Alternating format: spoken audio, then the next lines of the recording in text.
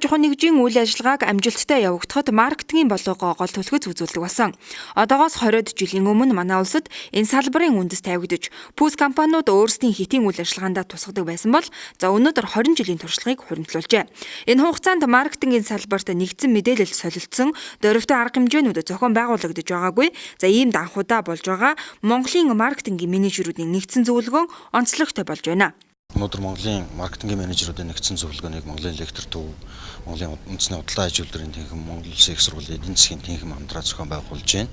За өмнөх одоо юу гэдэг Монгол улсад маркетингийн салбар өсч өгчөөд 20 жилийн хугацаанд бол өмнө одоо ийм дөрвөтэй томхон арга хэмжээ бол хийгдэж байгаагүй.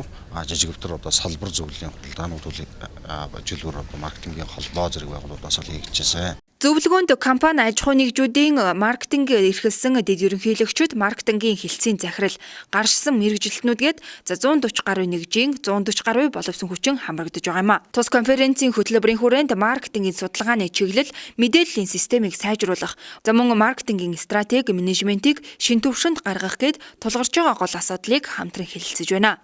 Онлайн шин чанартай зүйлс бол хангалттай нээлттэй байж байгаа. Бид нар бол биднэрт дараагийн нэг асуудал тулгарч байгаа нь вөхөр зөвлөгөөнөөр бас орж хэлэлцэж яригдана. Нөгөө Монгол хүнийхээ онцлогтой орсон өөрийн үндэсний хэмжээний тийм ээ маркетингийн шийдэл юмнуудыг гаргах. За дараад нь вөхөр зөвлөгөөнөөр бид нар яг маркетингийн менежерүүдэд тулгамдж байгаа асуудал өнөөдөр тийм нийгмийн зүгээс, компани зүгээс, хэрэглэгчдийн зүгээс гэх юм тулгамдж байгаа асуудлууд дээр л одоо шийдэл олох хэлэлцэх зорилготой энэ дээр.